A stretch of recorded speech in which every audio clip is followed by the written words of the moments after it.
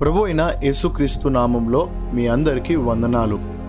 మరొక అద్భుతమైన వర్తమానముతో మీ ముందుకు రావడానికి దేవుడు సహాయం చేశాడు. ఈరోజు నేను మీతో పంచుకోబోయే అంశము శోధనలో పడిపోవడానికి కారణం తెలుసా? ఈరోజు మనలో కొంతమంది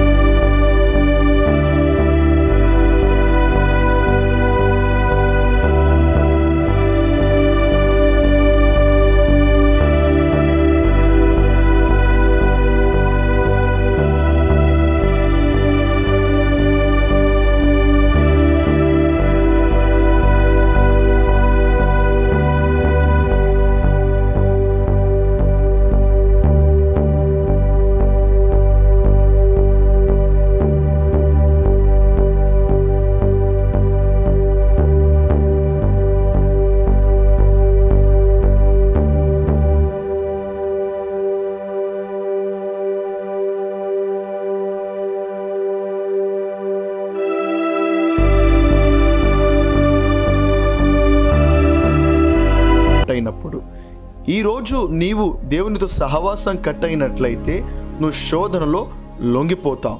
ఆ శోధనలో పడి పాపము చేస్తావు. దేవుని యొక్క మహిమను నీవు పోగొట్టుకుంటావు.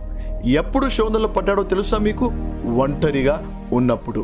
ఈరోజు నువ్వు ఒంటరిగా ఎక్కడైనా ప్రయాణం చేస్తున్నా, ఒంటరిగా నువ్వు జీవిస్తున్నా, దేవుని యొక్క సహవాసం కలిగి నువ్వు జీవించినట్లయితే నా దేవుడు నిన్ను ఆ శోధనలు నుండి విడిపిస్తాడు, నీకు విజయాన్ని ప్రసాదిస్తాడు. ఇప్పటికే నువ్వు శోధనలో పడిపోయి ఉన్నట్లయితే నువ్వు దేవుని దగ్గరికి వచ్చి క్షమాపణ కోరినట్లయితే నా దేవుడు నిన్ను క్షమిస్తాడు, మళ్ళీ తన సహవాసంలో చేరుకుంటాడు, మళ్ళీ తన మహిమను నీకు ఇస్తాడు. God bless you.